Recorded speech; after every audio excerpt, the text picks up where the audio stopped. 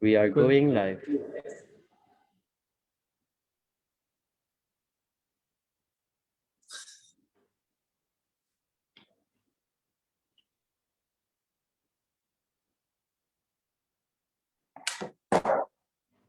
Memang tak suka cakap depan komputer. Tak rasa. All right, we are now live on Facebook. If you have friends who wanted to join, but unfortunately, they're too late to register, you can tell them that you can view this on Al-Amanah's Facebook. Now, the time is already 3 p.m.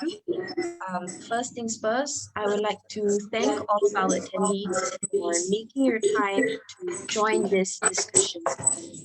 This webinar is organized by the Center for Market and Education, the Embassy of Belgium in Malaysia, and by Al-Amanah. To start things off, I would like to first invite Dr. Abdul Razak to deliver the opening remarks. The virtual stage is yours.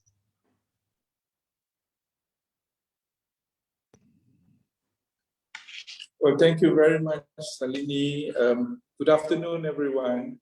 By the Al-Amanah, together with the Embassy of Belgium in Malaysia and Center for Market Education, would like to welcome everyone to today's seminar on re-examining urban poverty. Now, and thank you very much for the huge interest shown in this topic today, which is an issue of great national importance. Despite the ongoing effort for poverty eradication, urban poverty remains a major concern in Malaysia. And this leads to a lot of discourse and discussions. What have gone wrong? Why our current efforts are not effective? And what are the deep-rooted social and structural injustices confronting the urban communities are not being addressed? And how can we move forward together as a nation, ensuring that no one is left behind? One thing that is very clear that I noticed over the last couple of years, there has been a major shift in the discussion and the discourse of poverty. It is not anymore associated with rural. It is more about overcoming urban poverty. While greater opportunities in the urban areas does not necessarily translate into greater well-being. And I think it is very important for us to realize that Malaysia is facing a huge phenomena of urban poverty that requires a multifaceted approach to address this. Ladies and gentlemen, poverty eradication cannot be about economic intervention per se. It has to be multifaceted. It has got to be holistic. It has got to be balanced, and it has got to be, of different kind of strategy. And this includes, institutional improvement, in education reform, and also mindset revolution. And yes, I think it's very important for us to constantly enhance access to quality education for the younger generation, because this is probably the best way forward in order for us to address the issue of poverty, either it is urban or rural. Now, I don't wish to speak long. I think it's very important for us to give as much opportunity as possible to our esteemed speakers. And I look forward to listen to their progressive views and new ideas in re-examining urban poverty. And I once again would like to thank all the panelists and the participants for taking part in this very important webinar. Thank you very much. Thanks, Halini. Thank you, Dr. Ahmad. Now, I would like to the first secretary at the Embassy of the Kingdom of Germany, Kuala Lumpur, Mr. Matthias, to deliver the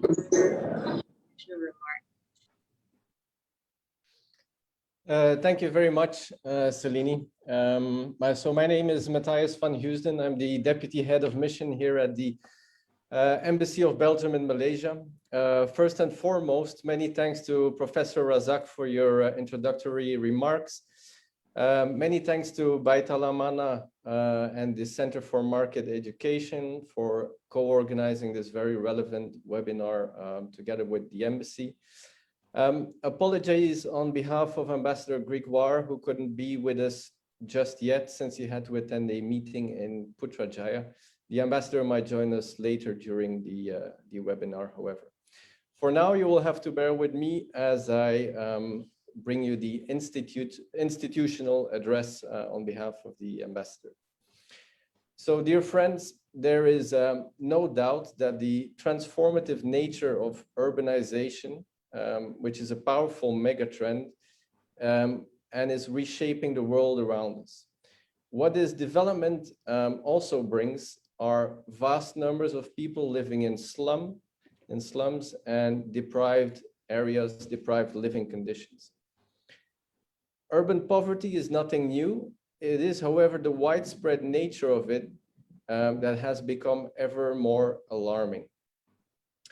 The UN, whose Sustainable Development Goal #1 is to end poverty in all its forms and everywhere, estimates that at least 1 billion people are living in poor areas in cities worldwide without adequate access to healthcare, clean water, or sanitation.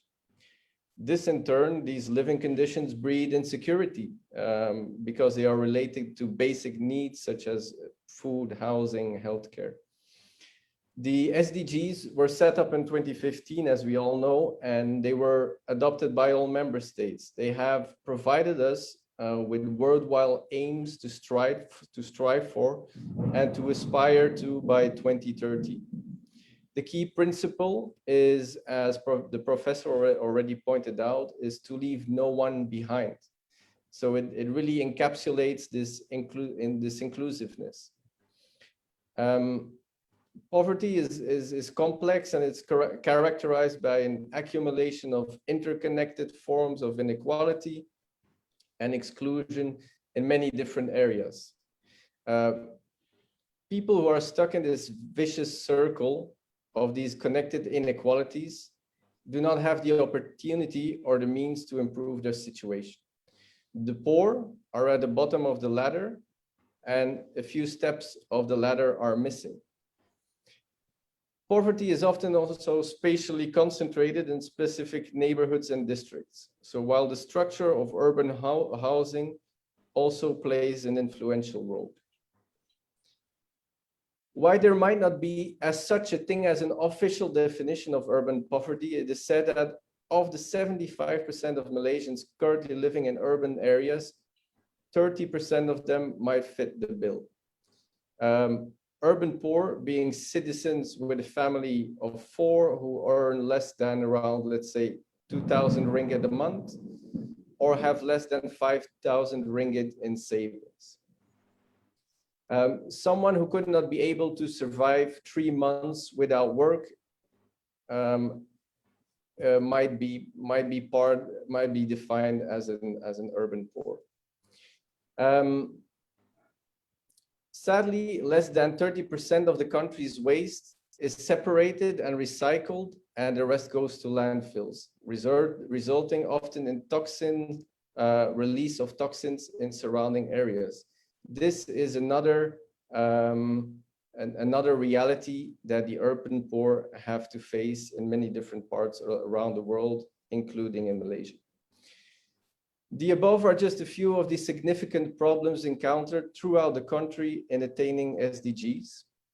And to overcome this, 2 very important principles have to be kept in mind. Firstly, solutions need to be bottom up as opposed to top down. Communities themselves often understand their problems the best and should be allowed to provide solutions. Secondly, Solutions must empower communities. Under the All Parliamentary Party group, many projects have been carried out, such as micro-entrepreneurship training for the B40, etc. These projects help provide many with the skills and abilities to be able to climb up the ladder. Among possible strategies for policymakers in order to provide stronger and sustained equal opportunities, there are two of crucial importance that have been mentioned by various experts. One is the revamping of the existing welfare policies, the so-called Bantuan Sarahidup, and putting forward policies that stimulate jobs and wage growth in strategic and forward-looking sectors. These and others could be part of a new social contract for Malaysia and Malaysians. Now, there is no doubt that the experiences gathered by Belgium and the European Union in poverty eradication, and more specifically in urban poverty eradication, can be of interest to our Malaysian friends and partners, and we welcome the idea of sharing expertise worldwide. Many thanks. Thank you again, and the floor is yours, Sydney. Thank you so much for that insightful institutional address. We do realize, I think we all can come to an agreement whereby life as an urban poor is very difficult, and with the presence of COVID-19, it becomes even more punishing. Now, to proceed with the next presentation, I would like to first introduce our speaker. So we will have Professor Dr. Fatimah binti Kari, who is a member of the Sarawak Economics Action Council and also formerly the director of the Center for Poverty and Development Studies. I'm sorry, it's raining where I am, in Universiti, Malaya. So Professor Fatimah has published and presented many scholarly papers in the area of environment and poverty, poverty indexing, and environment and growth. She has also published several index journals. Safe to say, like, we are in good hands. Now to present on the state of urban poverty in Malaysia, Professor Dr. Fatimah, the virtual stage is yours. Thank you very much, Shalini. Thank you very much. Can you hear me? Yeah, okay. Yes, we can hear you. Okay, since I'm only given 10 minutes, so please forgive me if I have to rush through and in the interest of time, right? Again, let me thank all those who were involved in organizing the seminar for inviting me. Can I have the first slide, please? Yep. Okay, next slide, please. Next, please. Okay, urbanization in Malaysia is just outcome of transformation, structural transformation of the country. For a country like Malaysia, right, our urbanization rate has been huge, is relatively big and significant over the years. Now, I suppose the issue of urbanization has always been tied up to poverty. So that is the actual thing that I really want to focus for the next 10 minutes, right? I'm just going to do it in a very basic way, right? Poverty is a very complex concept. It's very fluid. It's very complicated. There is no such thing as a correct or standard measures. However, what make it what I consider as solvable is the way we measure poverty. So next slide, please. So in Malaysia, we have been depending on the poverty line as a measure of poverty rate here in this country. Now, since the last 44 years, we have been revising our poverty line for almost 3 times, right? But this is where the problem is, you know, if you don't measure it right, therefore the concept that come out of how we define poverty will not be right, right? So that is my basic argument here. Despite the fact that we have revised the poverty line for 3 times, still you will find rampant poverty in every part of the country, and urban poverty is no exception. I would just outrightly say that maybe the difficulty come in terms of the weaknesses of the poverty line itself. Policymakers will always use the poverty line to target who are the poor. I believe that is not as easy as that. What we have now is the poverty line that we have is quite likely to block out all the income threshold. So if it's going to block up the income threshold, as you can see on the right side, it is going to be a very static way of addressing poverty. So we are not likely to target who are the poor, but we are quite likely just to group them and see if you look at what happened in the last 1 year because of pandemic, the classification between T20, B40, and also M40 is such a fragile classification. It just break down under the COVID pandemic pressure, so it's just a very fragile thing for the simple reason that we have not sort of give up enough of our effort and also our thoughts on, is that the correct poverty line that we are using? Okay, next please. Now, there's some difficulty over the last 44 years. In 1977, we revised it again in 2005 and revised it again in 2019. There are still impending technical issues in the way we construct our poverty line. There are a few there on your left on the blue box. I'm against the idea of using consumer price index because of the aggregation impact on what you have. And we are not doing that well in terms of how we classify between food item and also non-food item. I mean, as any poor household will have to spend on the expenditure on food and non-food. So food and non-food is some poverty line is still not clear as far as the 2019 poverty line is concerned. And then we are also concerned of the fact that the emerging factors like food away from home is another factors that are not being taken care in terms of the methodology that is used to construct the 2019 poverty line. And of course, what we have is government doesn't have the practice of announcing all the other form of indexes. Like say you're talking about measures which include poverty gap, and also squared poverty gap, SPG. These are the index that I have never seen the government have announced to the public. I do not know why. These are the index that are easily available as soon as you have the poverty line index. And of course, the other technical difficulty in the current existing poverty line is the use of the inability to use the cost of living index, because poverty have the special impact in terms of its implication. So all of these lead to a difficulty in terms of identification problem. When you talk about identification problem, you're talking about inclusion and exclusion error. Inclusion and exclusion error is simply defined as who inclusion means who are supposed to receive the program are not in the list. Right? Exclusion means they are supposed to receive the program, but they are in the list. So once you get the poverty line not well constructed, this is what we have. We have inclusion and exclusion error. We have undercounting, as pointed out by United Nations 2 years ago. And of course, the challenge of identifying the poor is huge. Then you have pockets of poverty. Then you have the outlier. The last 10% would be very difficult to identify. And of course, at the theoretical level, for us in the academic world, we want to make sure that the line that we construct are consistent across the region. And it also serves the specific details of what we are looking for.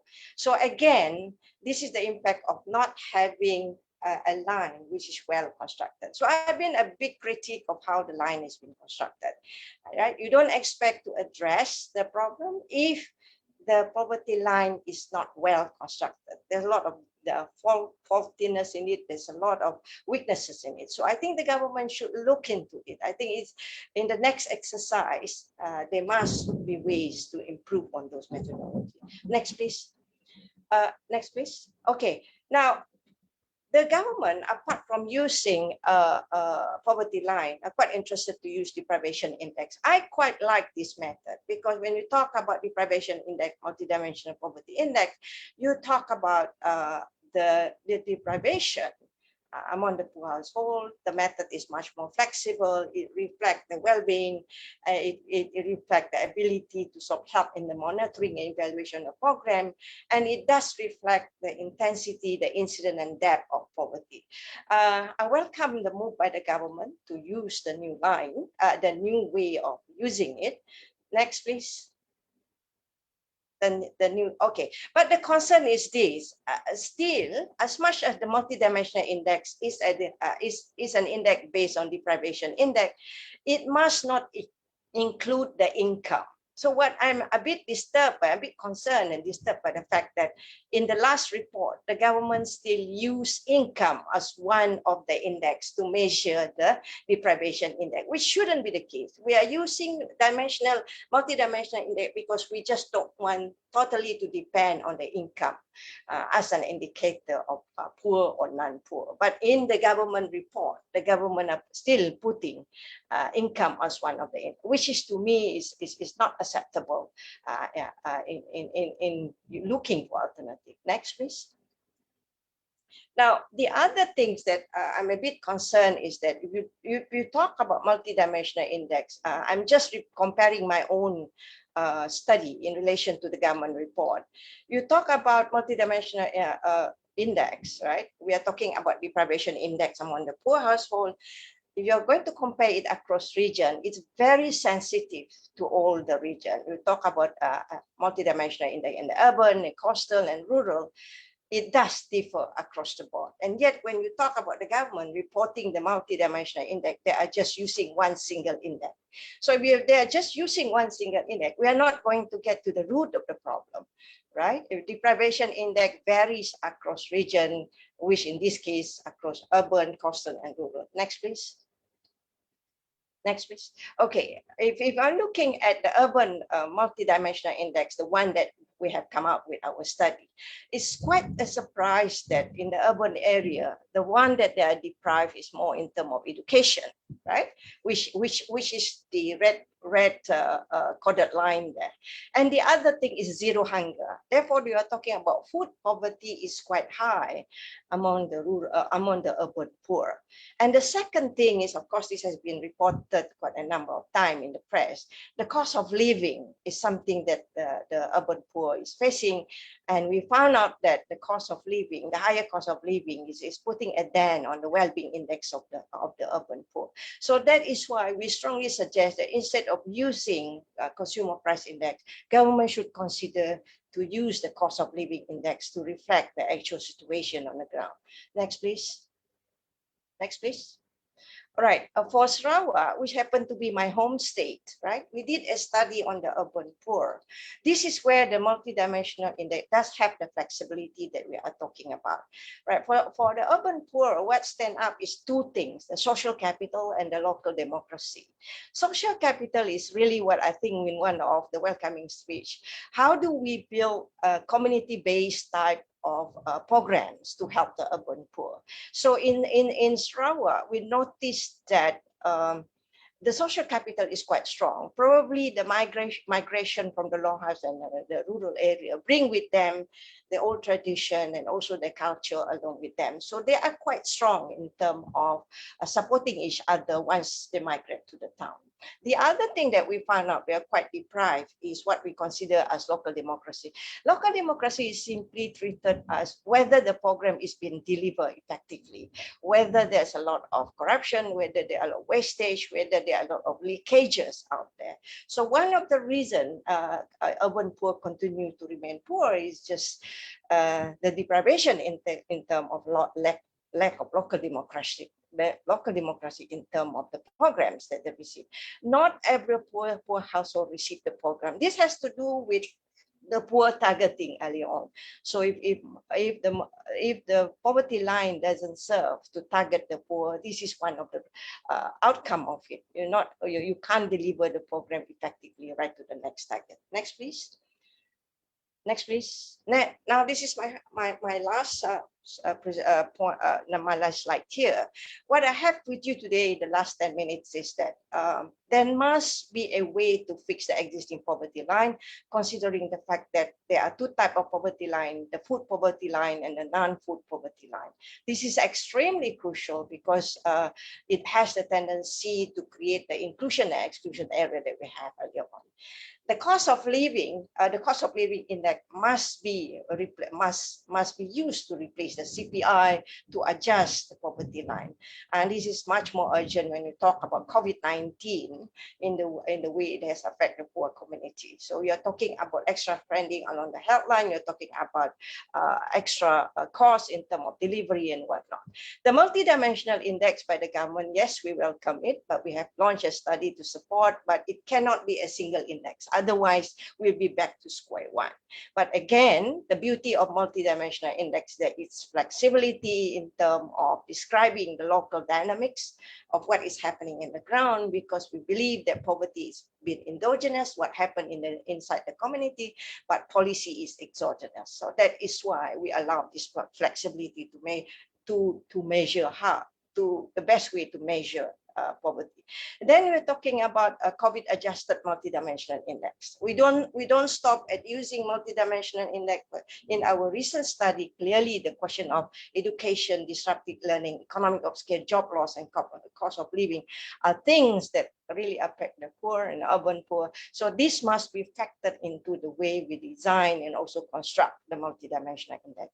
Last but not least, we are hoping that the adjusted poverty line plus the adjusted multidimensional index is going to help the country in terms of how to assess setback in poverty eradication.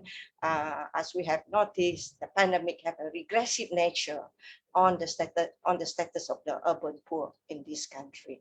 Okay, with that, I thank you for your time. Thank you. Thank you so much, Professor Dr. Fatimah, for that sharing on the state of urban poor. So to all attendees, especially the ones who just joined, should you have any questions that you would like to direct to Prof. Fatimah, you may use the Q&A feature at the bottom. Now, to welcome our next speaker for the presentation on the pandemic and urban poverty, we have Ms. Shin, who is a research manager of the Social Policy Unit at IDEAS. Her research interest includes social policy, inclusive growth, education policy, and social protection. Prior to this, Ms. Wan was a young professional fellow with the International Center for Human Development in India, focusing on social protection in addressing life cycle vulnerabilities. Without wasting more time, I would like to pass the virtual stage to Ms. Shin. Thank you, Selene. Can you hear me well?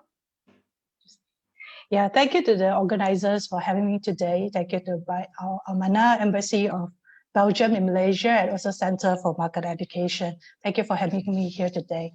Yeah, I think Prof and all the speakers before this have quite set the stage on what poverty is. And I totally agree on some of that poverty is a very multidimensional thing. It's not just, sometimes we always think about poverty from the aspect of income. So poverty is actually more and more multidimensional and beyond income, that looking at education, healthcare, and also living conditions. So these are some of the other aspects that we don't often talk about when we talk about poverty and when we think about poverty. So maybe let me share my screen.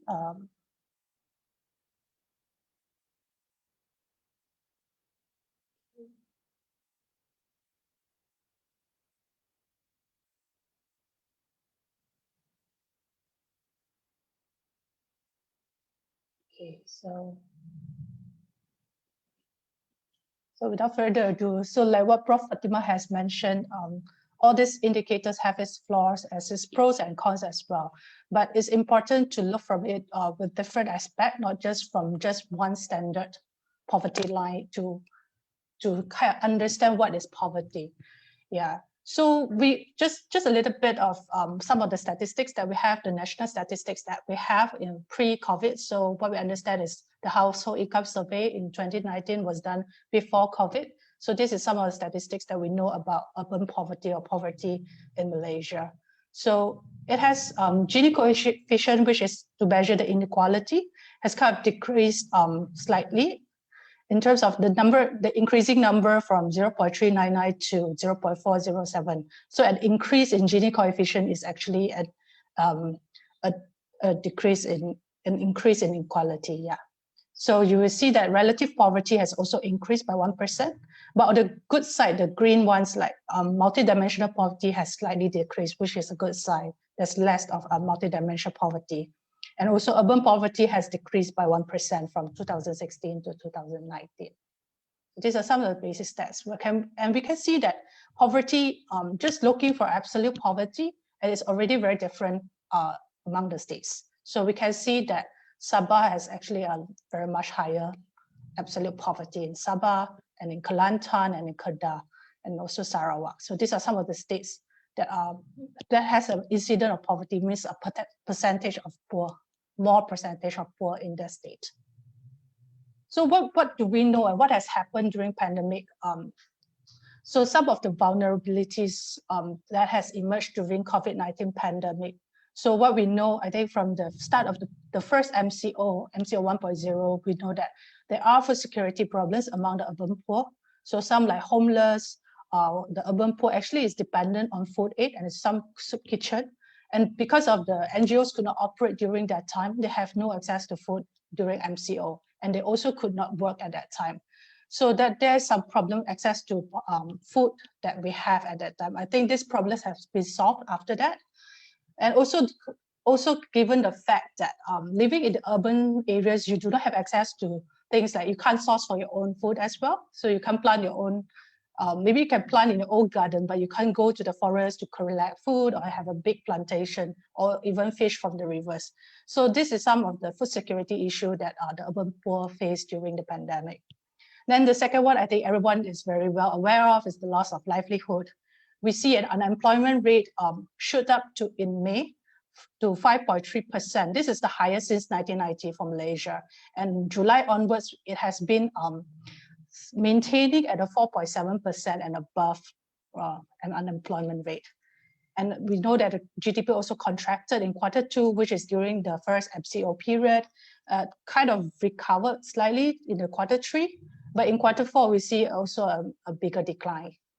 So we can see that there's many affected and vulnerable groups during this time. So of course, we know that low-income households are very badly affected, but there are also other groups that we are not so aware of. Maybe they are also affected because of the COVID-19. So we see like some informal sector workers, which has been badly affected because the first MCO 1.0, they could not work at that time. And also in order to access social protection, you need to be able to. So for example, like street vendors, they couldn't really access social protection because they're not registered as a SME and they are working on their own. And they also don't have access to like EPF and SOCSO because they are not registered as employees. So these are some of the problems that the informal sector workers have faced. And workers in affected industries as well. So for example, those workers in industries such as airlines and tourism, we know that before this, they might not be considered poor, but because of the COVID-19 pandemic, they have been affected. And it's the new poor in the sense that they might be earning a good income before this. Suddenly they fall into poverty because they lost their jobs. And also we can see a lot of SMEs are in trouble after the MCO. You see a lot of small businesses that has closed down because of that. So some other aspect of vulnerabilities like digital divide, which is not a very obvious vulnerability before the COVID-19, but during COVID-19, we know that in order to access a lot of things, including education, including online shopping and online groceries, these are some of the things that you need to have during MCO. And to be able to access all these things, you need to be able to access the technologies, the apps, and at least you have to have a smartphone or laptop devices to access all these services. So there are some vulnerabilities, especially the urban poor children has in accessing online education. And this has kind of continued until now. So we also know like some other like non-COVID patients, cancer patients and pregnant women have problems in accessing the healthcare because of that. And also we know that there are kind of mental health issues in some of the homes, and because due to uncertainty and isolation and also overcrowding. So some of the stimulus package announced, there has been 7 stimulus package announced, so a total of 340 billion announced, and a direct fiscal injection of 2.6 billion from the government. So what we have seen from our paper is basically that looking at the COVID fund, the initial COVID fund. So just trying to look at where does the COVID fund goes to. So majority of the COVID fund in protecting and empowering people, that's 73% of that initial fund. And out of that 73%, we see that most of the fund actually goes to, half of it goes to wage subsidy, and the other 24.2% actually goes to Bantuan Prihatin Nasional. So some of the additional assistance that we see under Burma and Permakasa is also quite one-off cash transfers, one-off cash transfer to the household with low-income households, kitchen essential assistance, food basket, and special allowance for frontliners. So what we can conclude from that is that most of the programs implemented during the pandemic piggyback on existing programs. So in order to have a response during a crisis, a good response and a fast response during a crisis, all these programs that is being implemented need to be piggyback on the existing programs. So they are actually designed to cope and also designed in a short-term measure. So these measures are designed to adapt or mitigate, actually requires more time to support, but during a pandemic and a crisis, what the fastest and most efficient way will be the short-term measures and programs that are designed to cope, like cash transfer, food basket, and so on. Yeah. So also the first social protection focus on loss of livelihood during that time. And we understand that there needs to be more social protection for women, children, informal sector, and non-COVID-19 patients, because it has been mainly focused on the loss of livelihood. So some of the suggestions basically maybe to think about is, one is to integrate and coordinate all social protection programs into a more comprehensive programs. And we also understand that during pandemic, in order to have a very efficient and effective coordination, we need to have a social protection database that actually we are able to know and target the poor, and we know who is the poor and how to reach them during a crisis time. So cash transfer and direct aid during crisis time is the most efficient and effective way to reach the poor.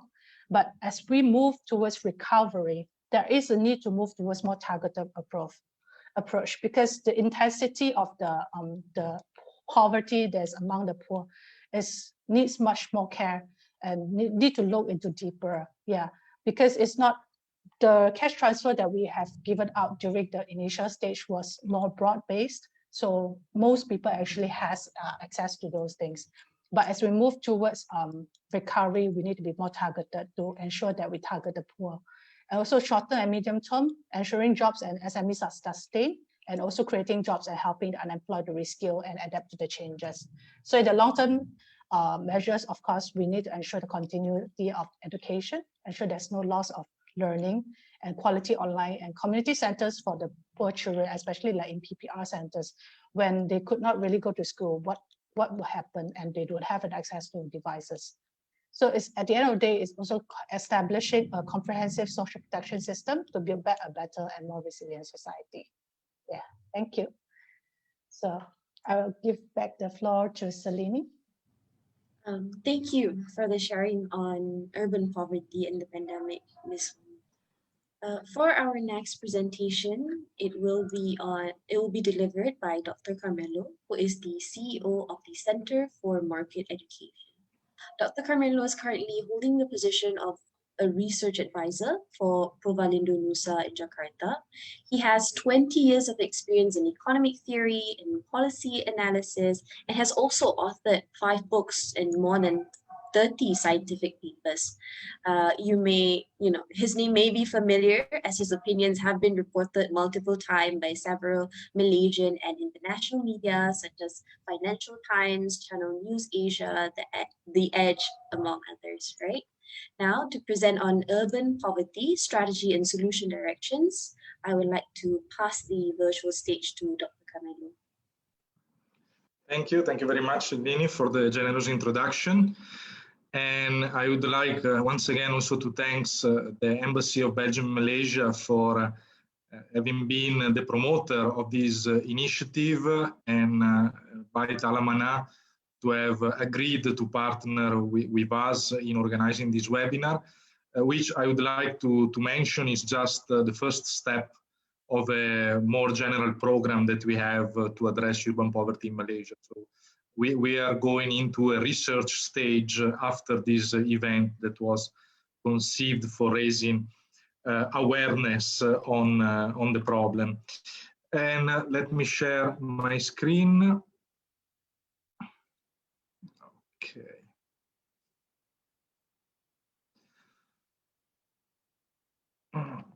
So what I will try to do today, after a certain just brief theoretical clarification, is just to give some lines of action for future policy action indeed, but just in the form of sketch, without being too analytic or too detailed, because this is something that we are going to do with our research. But I would like to mention some suggestions and points that can be part of a further discussion in the policy debate. So the preliminary clarification that I would like to do is that often in the debate we confuse poverty with inequality. And I would like really to stress that these are two things that can be interrelated somehow, but they are two different things. Let's not forget that we can all be equally poor. So addressing inequality without addressing economic growth is misleading. So personally, in example, I prefer that the salary of my boss increase more than mine, but ceteris paribus, they both increase rather than both remain stagnant. And the second point that I want to make is that we can look at poverty eradication from two different approaches. The first one is the approach of wealth creation that stresses the importance of social mobility and entrepreneurship promotion. And the second one, which is instead centered on wealth redistribution, which I believe pose a couple of problems. The first one is the discretionary role of policymakers. Who is going to decide what to take from who and to give to whom? So this implies that we attribute to policymakers an ethical role that I find hard to justify. And the second point is that extreme wealth redistribution can bring to the destruction of wealth to be redistributed. So we might find ourselves in the situation in which there is nothing else to be redistributed. Now, I believe that a new strategy for tackling urban poverty should be based on the following 5 pillars that I mentioned here and that I'm going to describe very briefly. Promoting growth and entrepreneurship, an institutional framework to promote social mobility, reforming the subsidies system to be more targeted, strengthening the social safety net, and decentralization. I believe that the gold standard to fight poverty is indeed to adopt a framework which incentivizes growth through entrepreneurship. In fact, while subsidies and aids can play a role, their effect will always be a temporary one, unless they are prolonged indefinitely with not only bad economic consequences, but also cultural consequences. Permanent subsidies create a mentality of dependence, which is very appealing to politicians, but is never eradicating poverty. But also growth per se is not enough. In fact, if we look at GDP of many countries during the pandemic, growth or less recession, less negative growth was mainly driven by government spending. But growth led by government spending has bad long-term consequences in terms of inflation, in terms of debt, in terms of less opportunities for the future. So I believe that entrepreneurship is the key element that can create a sustainable growth because it brings long-term value creation and therefore creation of jobs. Which one could be key elements to incentivize entrepreneurship? Obviously, political stability, together with the certainty of rules and protection of property rights, a fair taxation, believing in free trade. In example, we know that in Indonesia, certain policies, certain agriculture policies that were very protectionist end up in making basic products for the people, namely chicken, more unaffordable for them. Another point is believing in the free movement of people.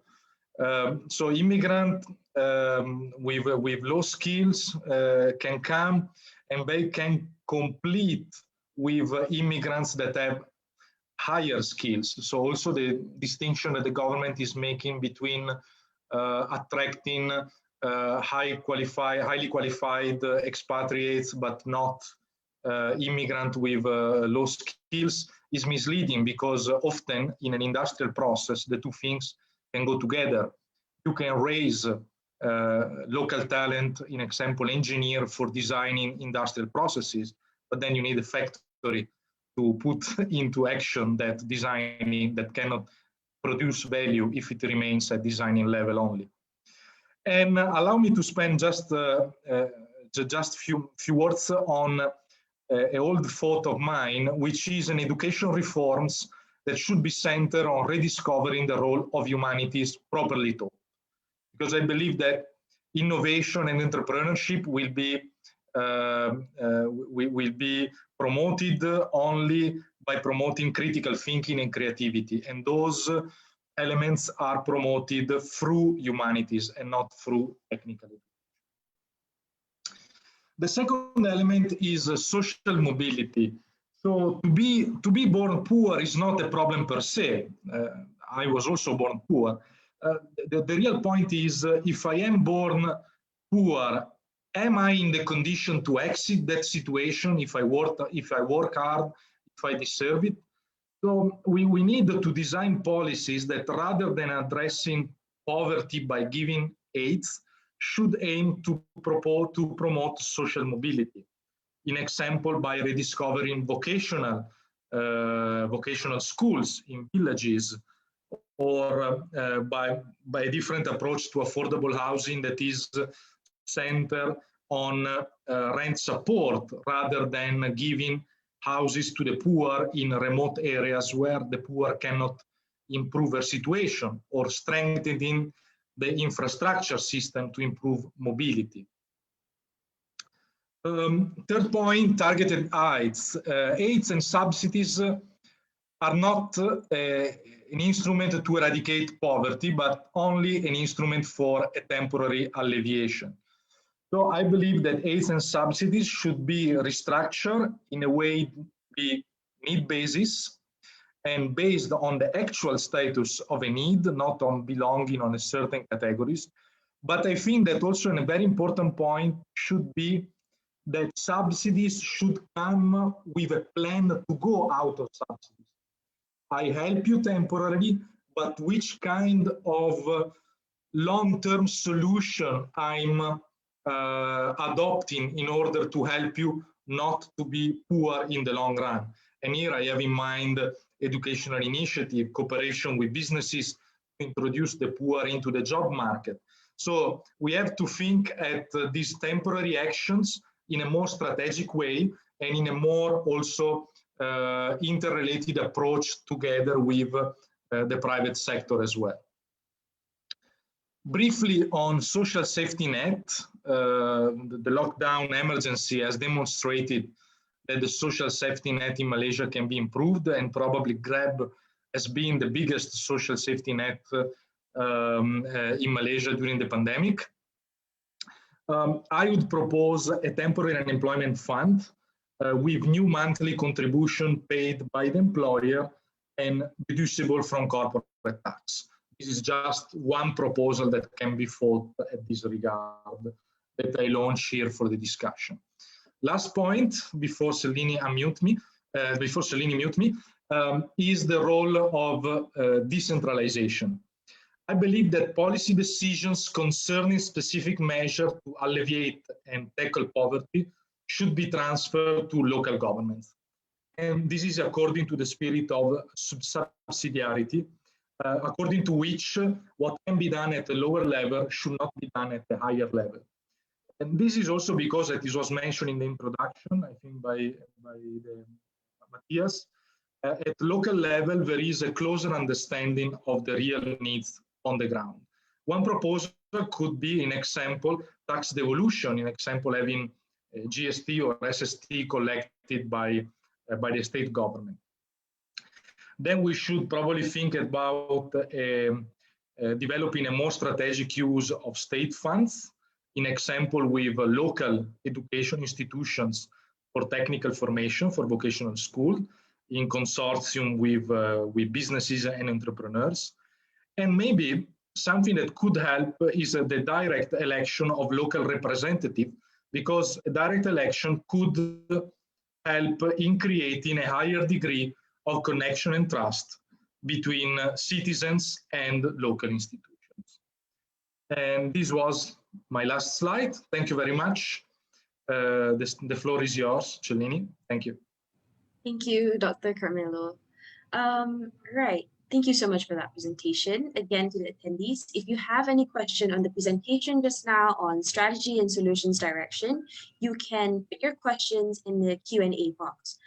During the Q&A session at the end of the webinar, we'll direct your questions to the speakers that you want. Now, last but not least, we have with us Professor Datuk Dr. Denison Jayasooria, who will be presenting on the new paradigm in urban poverty eradication. A little bit of introduction. Professor Dr. Denison is an honorary professor and associate research fellow at the Institute of Ethnic Studies in UKM.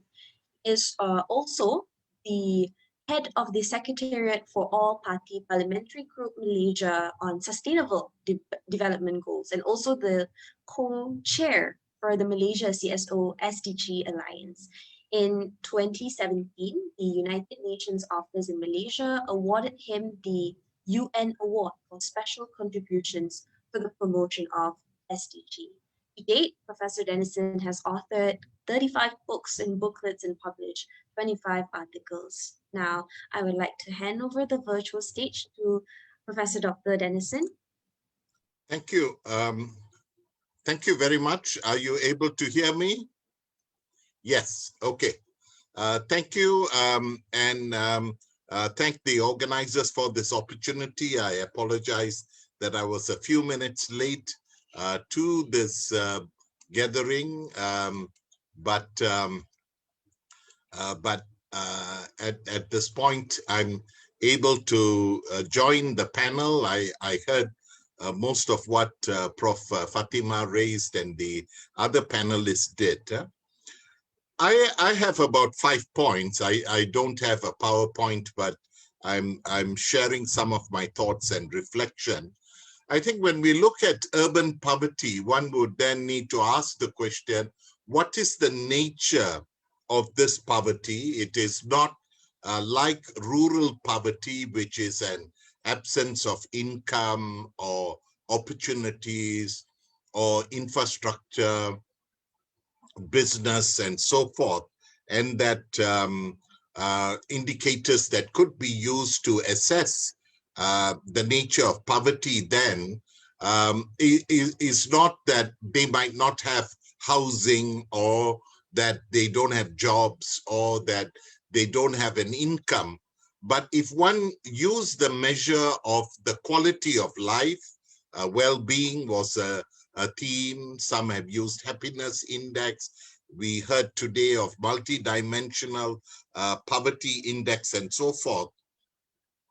There is an understanding that in living in the urban area, if you are living in a one-room flat with 5 children, it is sort of unacceptable. You need at least 3 bedrooms. You need water and electricity. You need basic facilities. You need access to playgrounds or safety.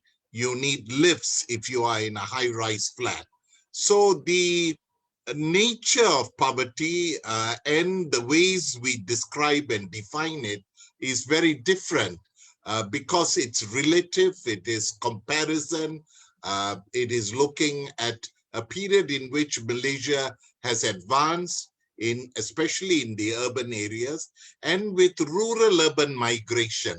People moved from kampongs to factory areas for jobs, better quality of life. Indians moved from the plantations into the city. Chinese were already in urban areas, so urbanization and its impact changed from agriculture to other forms of economy sets the context in which people then moved from squatters to longhouses to now high-rise flats. I've always felt that Malaysians are not built for high-rise flats. We don't live in the langit. We are people of the darat. We are not really seafarers. Some sections might be, but most of the kampong folks and the plantation folks are living in high-rise flats, which has provided new forms of challenges which we need to look at and review in the impact of whether we want to use indicators for measurement or we want to use wider quality of life issues. But let me highlight a number of pressing issues that need to be addressed.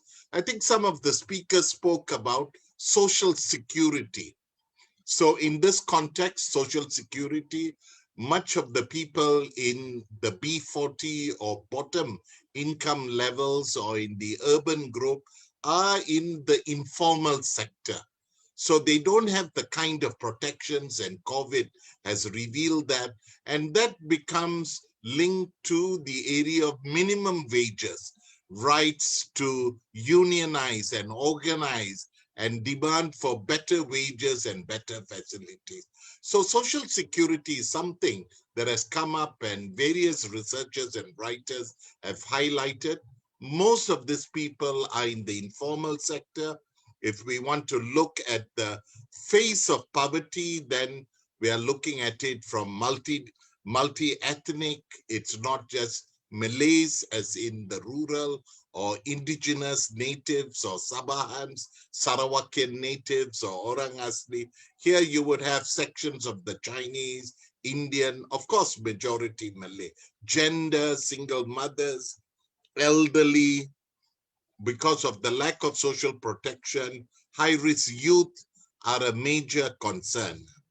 Now, this rural-urban migration has impacted communities. I heard of the need for community work and community organizing. Social support systems are broken down. So unlike the kampong, yes, the masjid, or if there is a place of worship, or if there is a local community, they might help out. But social support, social control is weak in the urban areas because there is rise of crime, violence, alcohol, drugs, domestic violence, child abuse, sexual, physical. These are all intertwined in the areas that then require more than this entrepreneurship, but about sense of belonging in the community. Housing. We're talking about affordable housing. I don't know when was the last time you went to a high-rise flat in Desa Mentari, in some of the other flat areas, Lembah Subang. You know, it might take you 45 minutes from ground zero to reach the 21st floor or the 19th floor because of the 4 lifts, maybe only 1 is working. The conditions are bad, the housing issues, and so forth. So the sense of neighborhood, the lack of local governance and you got Rukun Tetangga, you got Persatuan Penduduk, you got Perwakilan Masyarakat, you got all kinds of politicization of local communities and organizing that is unaccountable. So the complex nature of urban poverty requires systematic intervention, which requires interagency involvement. And this is where I heard the discussion on the PLI. Yes, there was the change which brought it higher to 2,000 at income level, 2,208. But I didn't hear any comments on medium income as a way of measurement. So in the urban, the medium income is 6,500. So although it is 2,208, medium income 50% benchmark would then mean it is 3,280. So the revised version at income is low. I heard about multi-dimensional poverty. Yes, this is good. Education, health, living standards.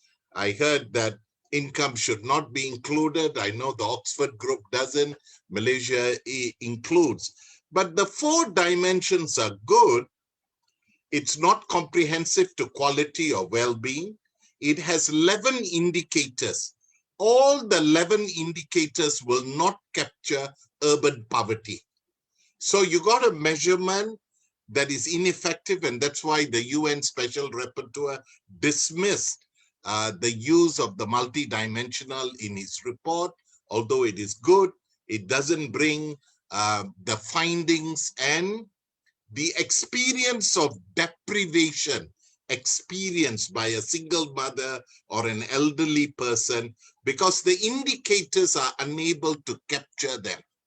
Now, to add to the complexity, the eKase data only captures income. What's more, I've been told, although poverty line has been adjusted to 2,208, Jabatan Kebajikan Malaysia still uses only 960 ringgit. So no change for the urban poor. So you get handouts, you get dependency in that form that is there. Now, it's painting a pessimistic picture, but I want to say the poor are resilient. They are hardworking. They try their best to struggle through these difficulties and complexities. And that is why I think this discussion on urban poverty and possibly the 12th Malaysia plan should highlight more of it, would require a number of recommendations, and we can discuss this. Do you know there is no single agency responsible for urban poverty? You have Rural Poverty Ministry, you have Housing and Local Government. Housing and Local Government does not have the overview of other agencies such as education, health, and so forth. There is no interagency Housing and Local Government set up in Lembah Subang, a kind of a community center approach addressing waste management, recycling, and so forth, even urban farming. But it's not coordinating the services. Do you know that in Malaysia, we don't have interagency cooperation? You go to a family, you see this person is poor, you look at welfare, then you want to look at education, you might have a drug case, you might have a prison case. This multidimensional is not taking place. It's a silo approach. And therefore, we really need a rethink of this process. And that's why I would feel that this re-examining urban poverty is timely, that we need, you have a federal ministry, you have Housing and Local Government, the agencies are not really there. We can discuss it. In the midst of that, you have all these issues of people, whether in the Klang Valley, in high-rise flats. If they are under DBKL, they tend to be doing well. Then you have joint management, you know, boards at their level. It's unlike middle and upper middle class locations for maintenance and managing. And local authority doesn't manage it because people have to pay for the services and so forth. Within this complexity, we need to address this because deprivation results in unrest. Unrest results in people who are angry with the system because the system at the bottom is not really helpful for them. And therefore, I think focus on capabilities and as highlighted, education, entrepreneurship, but really local governance, people taking control, more cooperative approaches at the ground level might be necessary rather than just handouts or government tokenism and so forth. Those are my thoughts. I'm open to interact further. There are many NGOs that are on the ground, academics, and I would encourage us to look at using SDGs as an approach in looking at economic, social, and environmental concerns in the flats, waste management, and so forth are major concerns in the cities, in urban locations. And there is a real need for us to have a stronger coordinated effort because many of the people in the flats are Malays who are at the bottom end. There are Indians at the bottom end. In Ipoh, I saw hundreds of Chinese elderly in the flats with very little services or facilities in these high-rise places that disadvantage them in this context. Those are some of my thoughts and challenges, and maybe government needs to get grips to it. Local democracy must be active. Thank you very much. Thank you so much, Professor Dr. Denison. It's a very interesting take on urban poverty. Now, I would like to invite all speakers to join the roundtable discussion. And to start off with the first presentation, I have a question for Professor Dr. Fatimah. Right. So in your presentation just now, I remember you were talking about how because of the indexing, we have some inclusion and exclusion problem, right? But what are some of the real examples of this inclusion and exclusion problem that we can see happening in Malaysia right now? Who should be included or who should be excluded? Hello. Yeah. All right. Thank you, Salini. All right. I started my presentation by simply saying that if you don't measure it right, you will not get the concept right. You will not address the problem right. As simple as that, right? And I have also mentioned in my presentation about the existing technical fault in the current 2019 methodology. So we are going to have to face the same situation again, you know, if we don't address it. But let me tell you outrightly, addressing some of the technical fault is not that difficult. It is always an academic exercise for people in the academic world. To them, it is just quite routine to fix all this. But this is something that I also want to find out, highlight. I mean, the 2019 methodology, there are less consultation. And it is not as open as when we did the 2005 exercise, right? So we were wondering why the exercise remained exclusive to the bureaucrats and not to the public. So I think by the time the 2019 poverty line will be revised, some of our academic concerns are still there. So again, the question of inclusion and exclusion error, that is due to how we construct the poverty line, all right? The other thing is it is always associated with the type of data sets that we have. The household income and household expenditure survey that the government has launched and collected. Sadly enough, I have to admit that that is a data set that didn't really capture the outlier, not at all. I think they are just data collected on at least on the top B40. Therefore, there are quite a lot of those below the B40 downward, they are not captured. So that by itself is already a problem of inclusion and exclusion error. So our problem of inclusion and exclusion error, as I think some of the speakers have mentioned, it is just simply as I meet the program, but I'm excluded. Right? But by virtue of I'm not in the list, by virtue of I didn't register myself, by virtue of ICASI doesn't register who I am. They fail to identify. I'm not in the official data list. And the exclusion error is just the reverse. I'm not supposed to receive the program, not supposed to get the program, but there are duplication. Therefore, at the end of the day, despite the fact that I'm not entitled to it, I receive the program. But other than that, it could also be what I consider as local democracy, as one of the obstacles in delivering the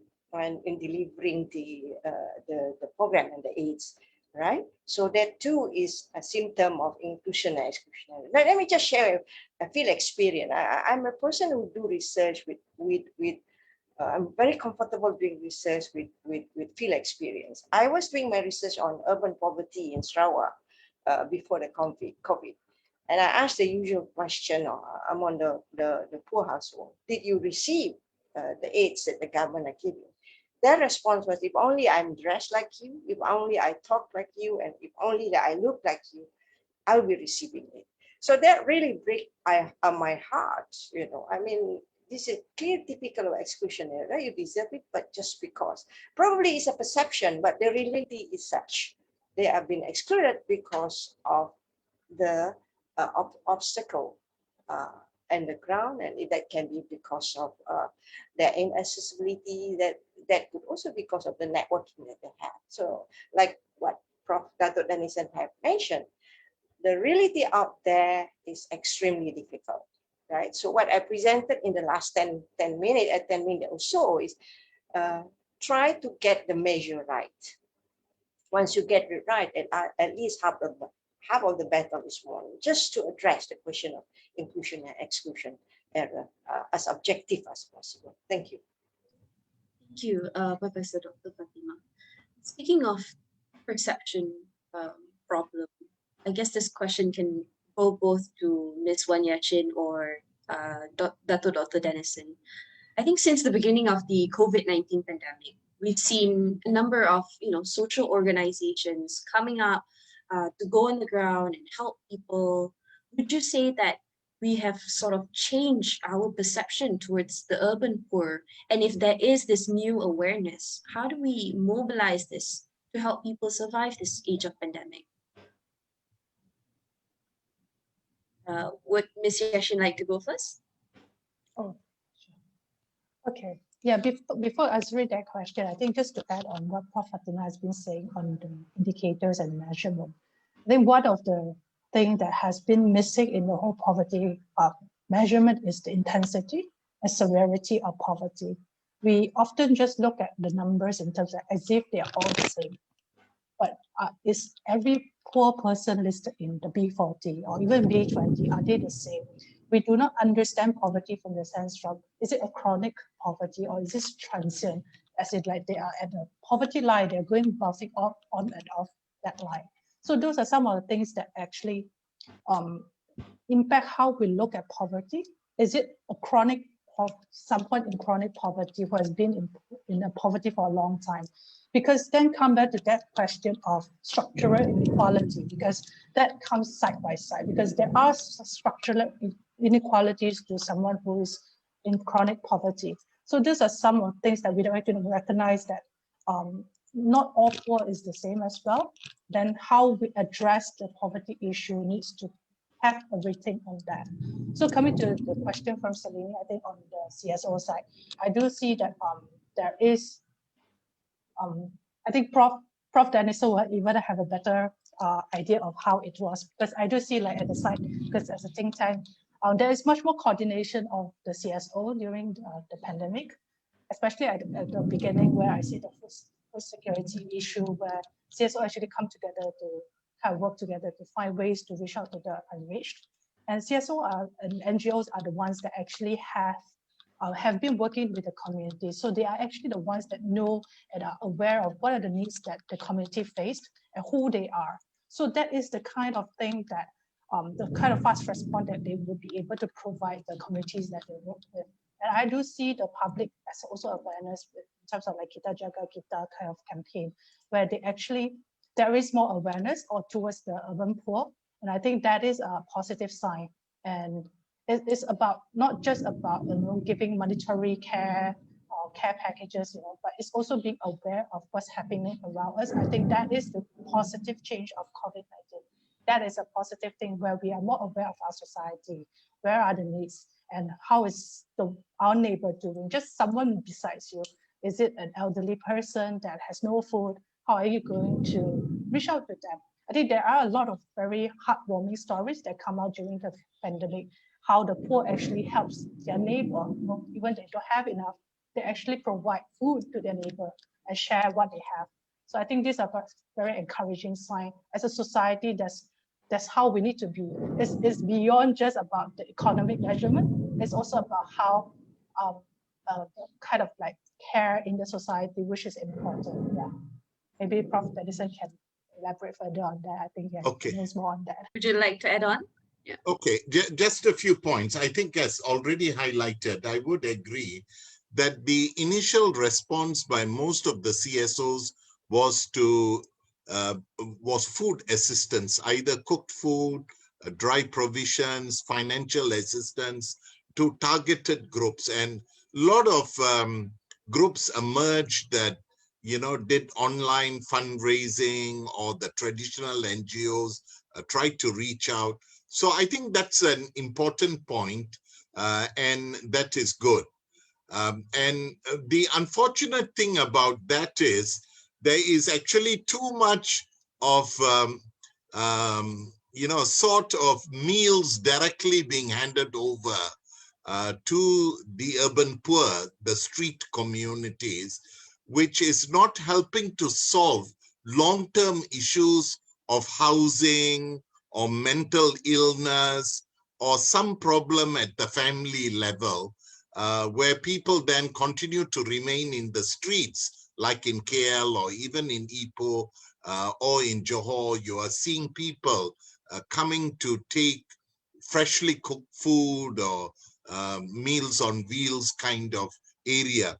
This is where I think more serious social work need to take place. And some of the organizations and funders, including like Yayasan Hazana and others among the GLCs, moved on to call to move beyond charity, including Mercy Malaysia, to look at development approach and strengthen community participation and trying to get people into jobs or small businesses or help develop cooperatives and things of that sort. I think it's a big challenge between immediate handout, which is needed for certain groups, but not trying to create a dependency syndrome, but finding long-term socio-economic solutions for the bottom, which includes social protection and other sorts. So the advocacy has increased, but still it seems to be ad hoc.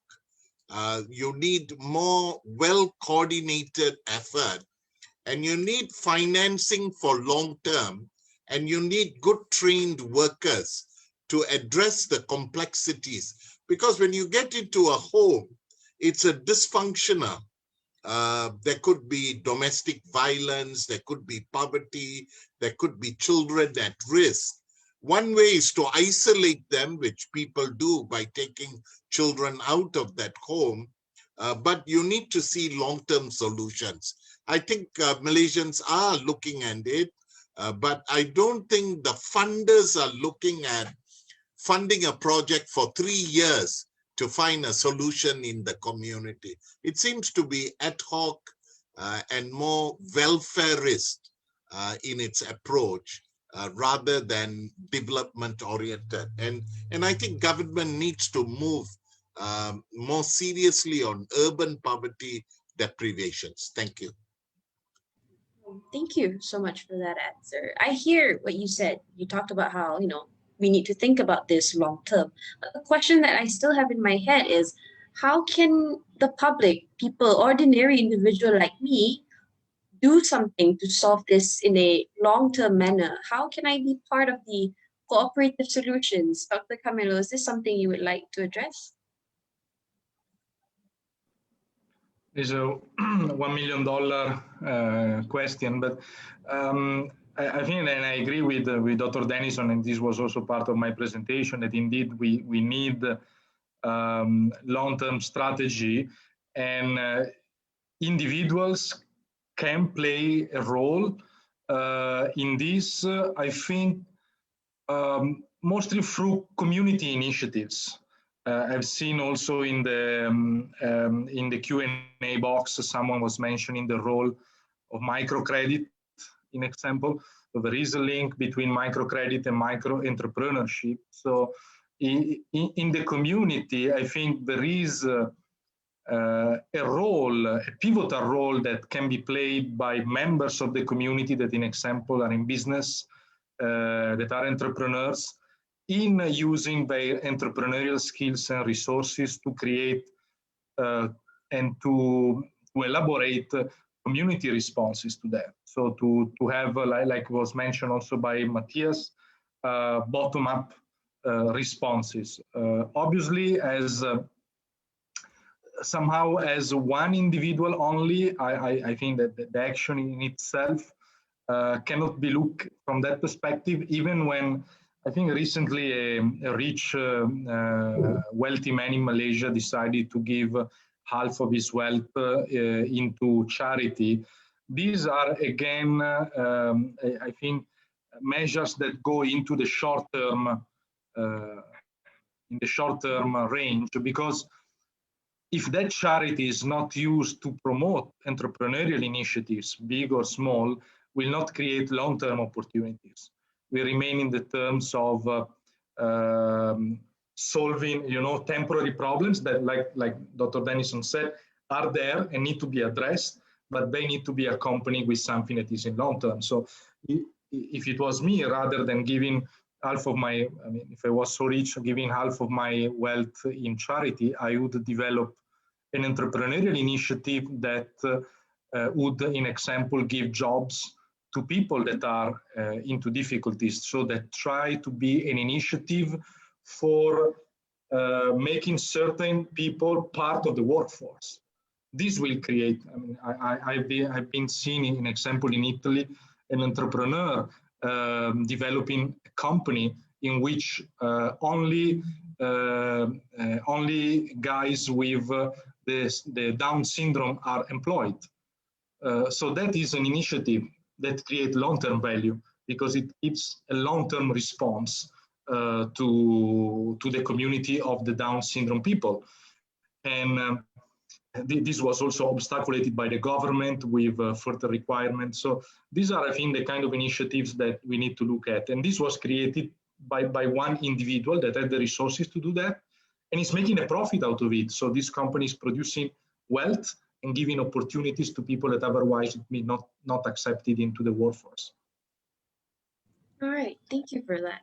I want to talk about the rural to urban movement. I think we've heard from multiple speakers that this is contributory to the problem. And when you live in an urban area, you don't have strong social support, you can't plant your food in urban areas. Would it be a good idea if the government were to push for, let's say, deurbanization, move people back from urban, to rural? Would that be something of a long-term approach? Can I attempt on that? Yes.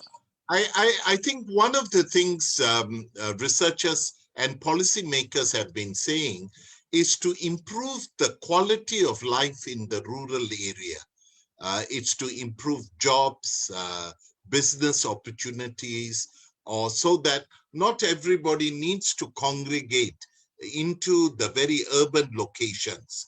And so because of digital marketing, because of connectivity, because of possibility of transportation, there are close examples now in other parts of the world. I'm familiar with the Chinese model where community-supported agriculture is very strong. This is picked up in Korea, it's picked up in Japan, where young people are actually returning back to the rural areas to actually do farming or set up their factories because they have the transportation companies that can deliver the products, or they can do the marketing. They don't need the showrooms and things like that.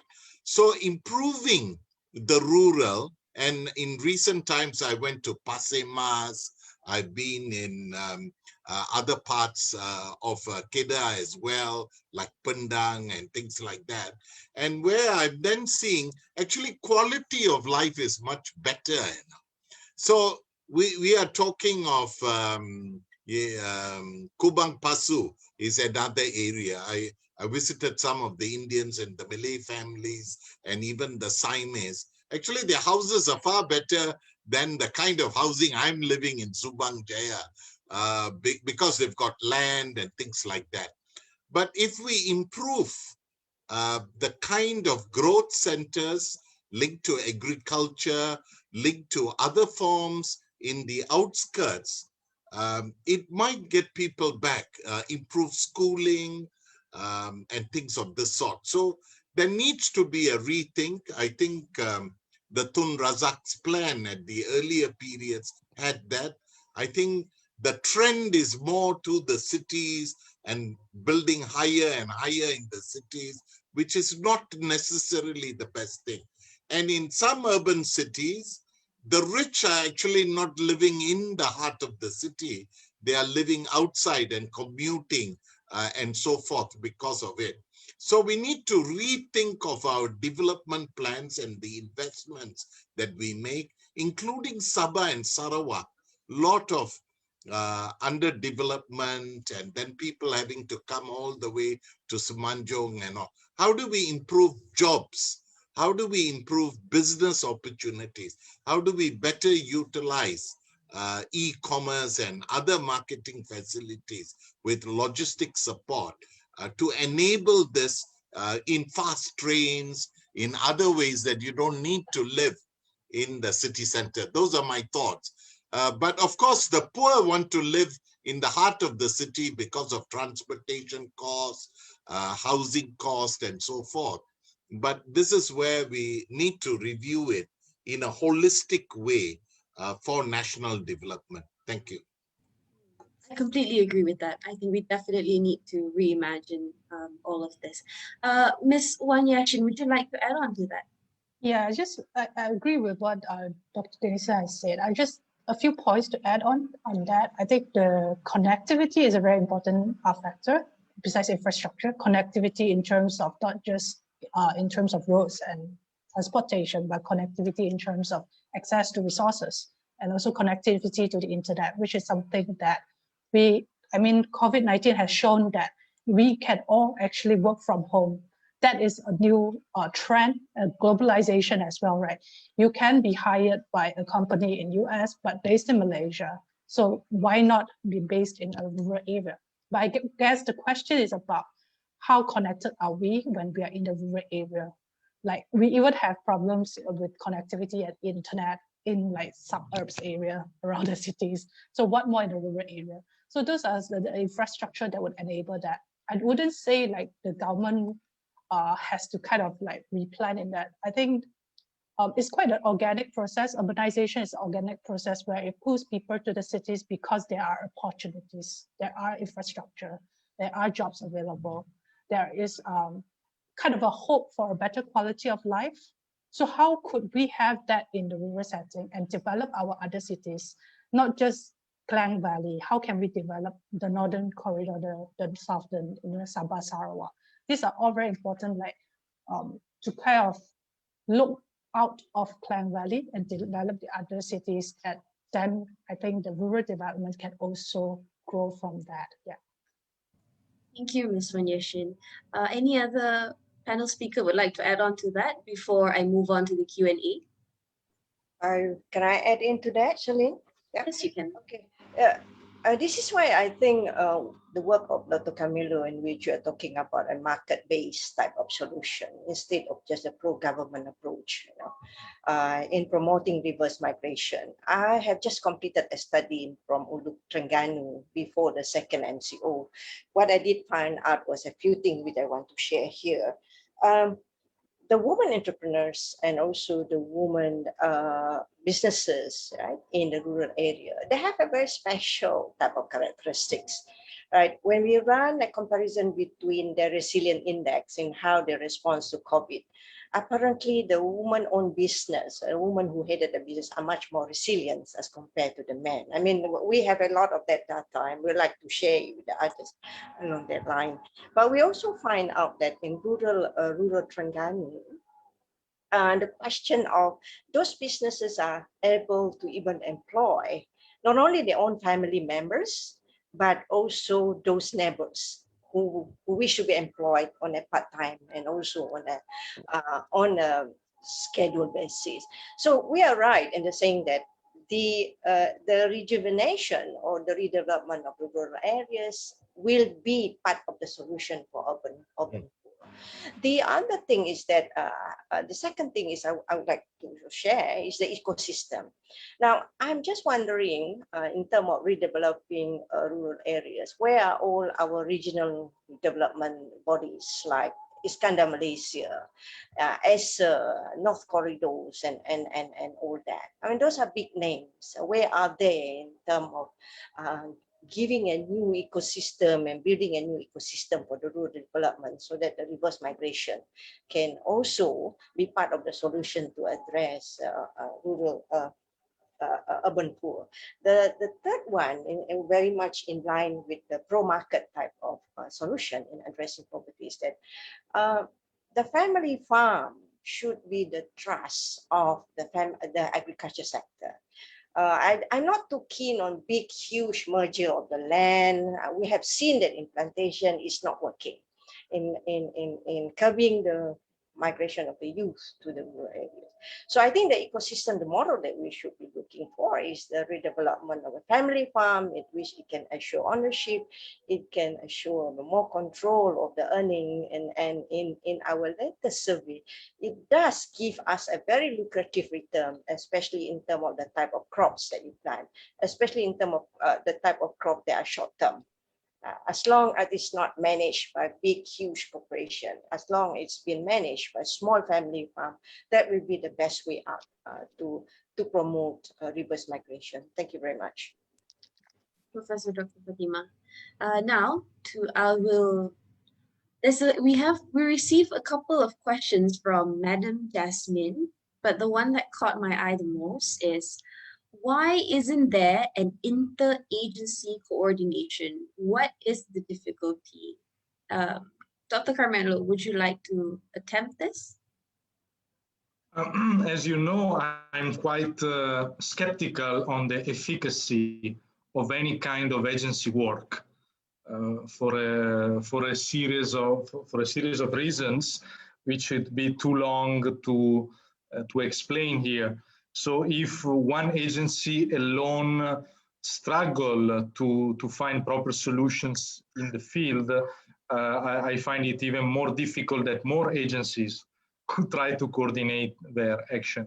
And obviously there is a discoordination between the role of agencies and what is happening in reality, the way in which central agencies work is as such by nature that they cannot keep pace with the dynamic nature of processes happening in the reality. And that's why I stress in my presentation 2 points. One, trying to decentralize at institutional level, so go as much as possible at the lower institutional level, but at the same time promote bottom-up solutions. That means the agencies and the institutions should promote a proper institutional framework that allows for responses to emerge from the reality, from the communities.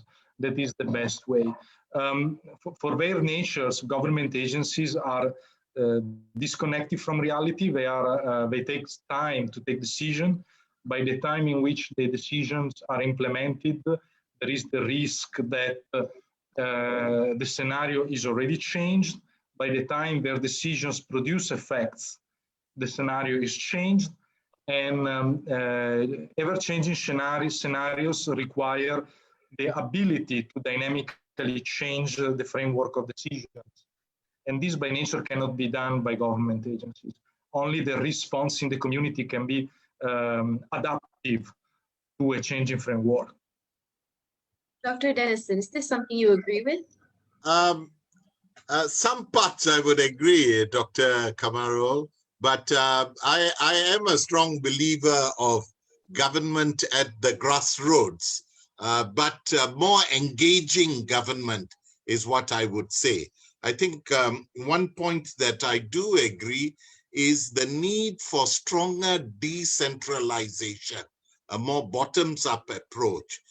Unfortunately, in Malaysia, we have a very centralized approach from Putrajaya because of the constitutional provisions of the role of federal agencies, state agencies, and local authorities. What is mandated by constitution and by law to the parameters of what they can do and cannot do. I think the point maybe Jasmine is raising, and what I would think is, can agencies that are linked to the multidimensional poverty that we spoke of earlier, like housing, health, education, income generation, actually work together in making assessments? Now they do in one sense in silo ways. At the bottom level in Malaysia, you have the district office that is coordinating. They have various committees and things. It is slow moving. I will agree with Dr. Kamal there, but it's still resources. You got federal, state, local government resources. What it needs is a stronger multi-stakeholder engagement process where they work together. The problem is post SDGs, we are all working in silos. So a social welfare officer goes to the home, sees a poor single mother, she then processes and allocates social welfare assistance, child support, maybe elderly care. Then that family might have a housing problem, might have an education problem, might have a drug problem, or there might be a prison problem for the husband or someone. Then they have to go to many different. You don't have it at the ground level. You have to dash here and there. So working together, not just as government, but strengthening the local communities. In the work I have been doing, like Kuala Selangor, Pasir Mas, and Kubang Pasu that I went recently, Jeli and so forth, people at the ground are saying, government is not speaking to us. Some are included. They are part of the Penggulu system, Jawatan, Ketua Kampung, and so forth. Others might not, even within the Malay community or gender and so forth. There is a need, Doc, I don't know whether you will compromise to your view, to utilize the resources that are there in a more effective way, not in a top-down way, but more bottoms-up. Can government facilitate that? Some of us feel if government uses academics, I think Dr. Fatimah has been down on the ground, she's seeing the potential, use civil society, use cooperatives at the ground, then you might feel greater community sense of ownership. If not, it's patronage. They're waiting for the member of parliament to dish out money, give me this, give me that, election time, non-election time. It's a demand on handouts and not capacity building and addressing the root causes that keep people in a disadvantaged position. Those are my thoughts for coordination, but in a decentralized and bottom-up way. If that is possible, whether the researchers see good examples in other countries. I think Indonesia has developed quite a bit of that in the way they have strengthened the rural democracy. They allocate the budgets. Thailand has done that. Of course, in the Philippines, there's absence of government at the community level. People organize themselves. They join up with their funds, savings, and so forth. So we need less of government in one way and more bottoms-up approach. Thank you. Thank you. And hopefully the researchers who attended our webinar today will do something about it after this. Yes, I hope. Next question from Alexander Solkin. How should governments tackle the issue of digital inequality in accessing social services? By improving digital access among poor groups or by maintaining and promoting low-tech solutions? Ms. Yashin, would you like to attempt this one? Yeah, sure. Yeah, I think it comes back to the role of government as well, right? In the whole poverty eradication. I do see that government still has a big role in eradicating poverty and also addressing some underlying issues of urban poverty. But there's also the role of the community as well to participate in that process. It's not about, I don't think it's either one but it's about partnership of both. So government has to work together with the communities in order to achieve that. But also because government has the capacity to basically do development plans, coordination in a big national scale. So I think that's some of the things that more of decentralization can be talked about in many different ways, right? Also in terms of addressing digital inequality, I think it actually comes back to the same question as well. To what level are you decentralizing and what resources as well? And that is I think it's a very context-based kind of discussion as well. It is a very big question as well, because as we see in other countries all around the world, decentralization is not the panacea to anything. It's not better governance, but it's about the people. It's about who is the capacity of the people that is running the program. It's the capacity of the civil servants that's running the program at different levels in order for that decentralization to be successful. So these are some of the things that I think is also with the other programs on urban poverty. How do we address that? And also some of the microcredit scheme. How do we ensure that the people are actually empowered? I think that's the key question, empowering people and capacity, rather than just having policies and programs out there. I think Malaysia do have a lot of policies and programs to address poverty.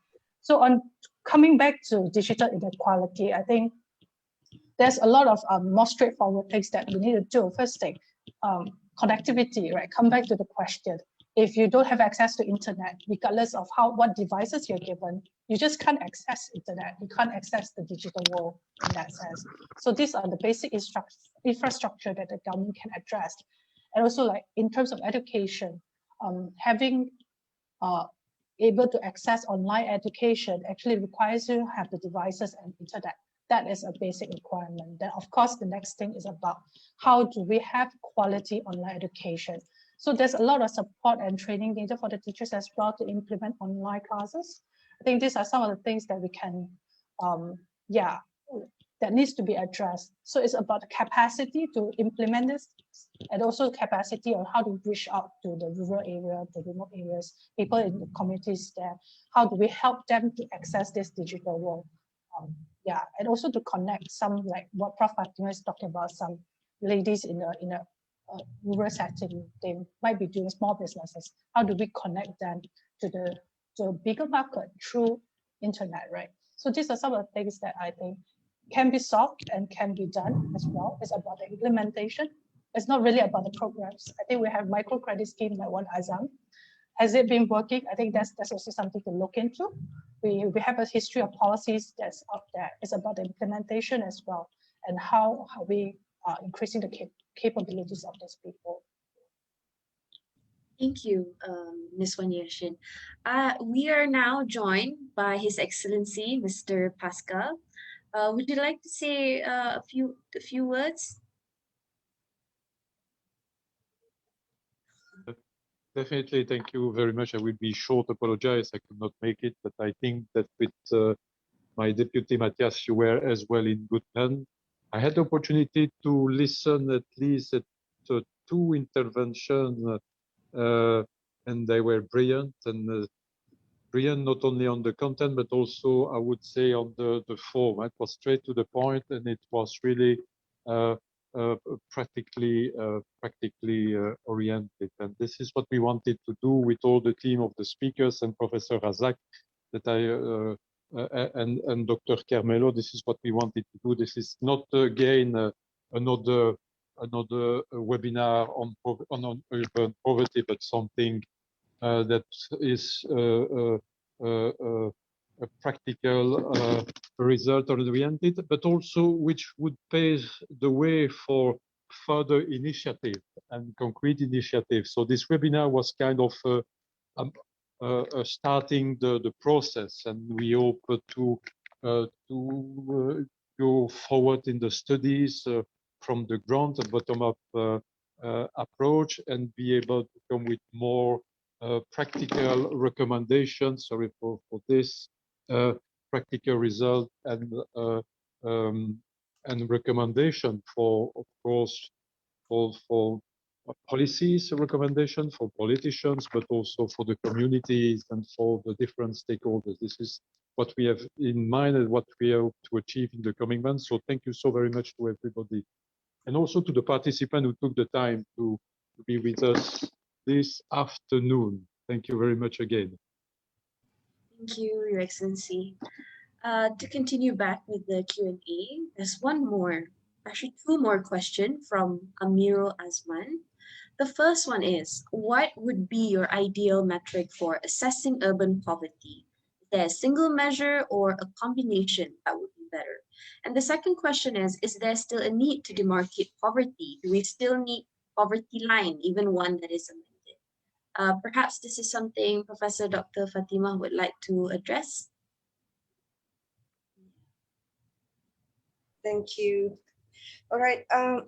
I think if I can pick up from Datuk Denison, if you have been on the ground most of the time collecting your own data and looking at what's happening out there, the question of poverty being a very complex concept, and poverty is not something that one that fit all, a cookie cutter type of solution. That's for sure. And poverty been very much a multifaceted type of concept, Therefore, you're talking about the dynamics are real, the difficulty are there. And even if you're talking about B40 group, they are not homogeneous in terms of their characteristics and needs. So I think the failure to understand this, if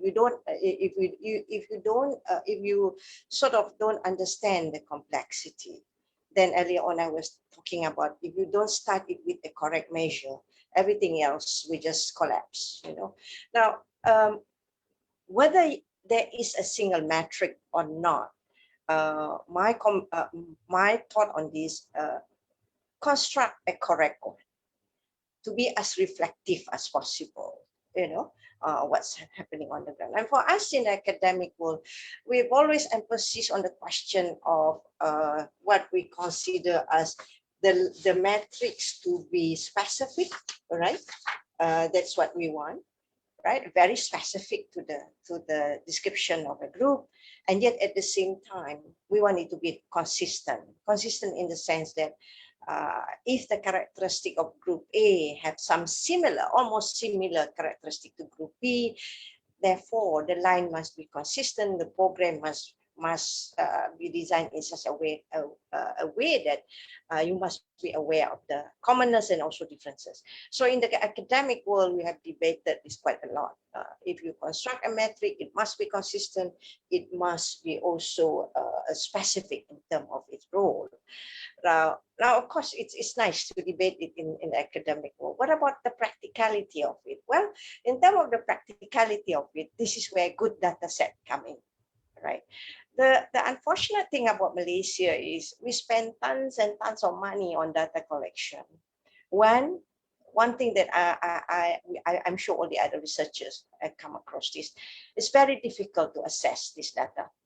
Either it involves bureaucracy, involve a lot of money to buy the data, that's for sure. And then the data that is available may not be as complete as possible. So that's our difficulty. We are still struggling with the data that need to really describe, the characteristic of the poor and all the challenges. So whatever metrics that you're going to construct, make sure it comes up from a good data set, a real comprehensive. Of course, it cannot deny the multifaceted characteristic, the challenge of the urban poor and whatnot. Okay.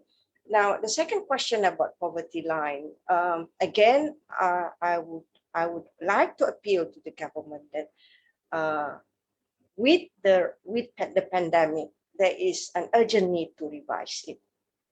Right? I mean, our revision in the last 44 years took 3 stages of revision, 1979, 205, and also 219.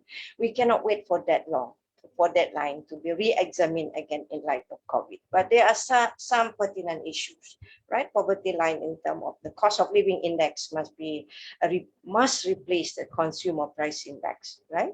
And the question of consumption of food far away from home is also another dimension, okay, in terms of the poverty line.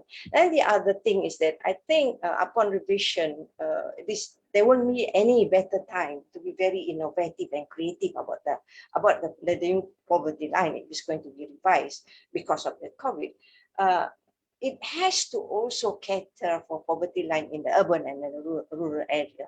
That is something that has been left behind in the last 2019 revision. Suddenly, it is not been included for whatever reason they are. So, and we used to have it at one point of time, but when we upgraded, something that we really need was just drop off. For whatever reason best known to them. So again, the question of data, the question of being right about it, the question of having a line which is reflective. And I'm not saying that we ignore the poverty line. Yes, it must be there, but it must be constructed with the strong principle of being correct and based on the existing data that we have. Thank you. Thank you so much for that extensive answer. Now, one last question before we head on to our closing remarks. Now, this question comes from Madam Jasmine again. Along with charity, what should we be doing to instill dignity to the poor? I guess this question is open to any one of the speakers who would like to address it. What can we do to instill dignity to the poor? I can address that other question. I think what we have been talking about, empowering the poor, and also having them participating in the process as well. Those are the things that, basically we can respect that the poor has voices as well. The poor has their thoughts as well. They are hardworking, they're diligent. Sometimes it's not about, not working hard enough. That's why they're there. So I think we need to recognize there are differences. There are also to recognize that the dignity of the poor as well in terms of how we implement policies and programs as well. Are we just handing out aid to them? And are we helping them to be more independent or empowering them to move from there to lift up and rise out of poverty.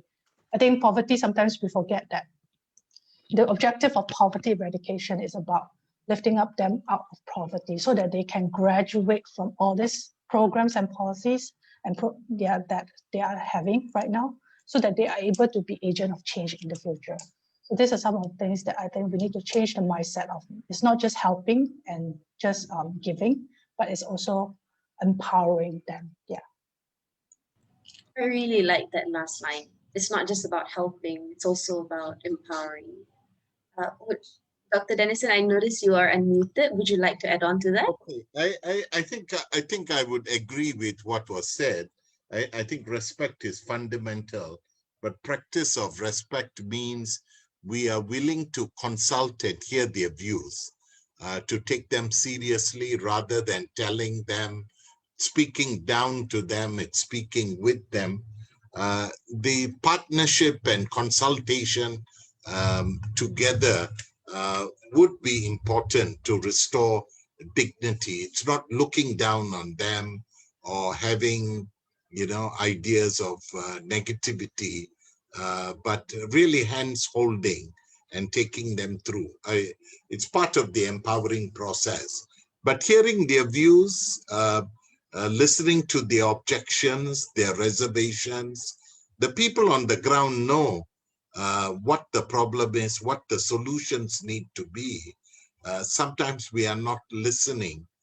We think they are ignorant or they don't know it, and we brush them aside.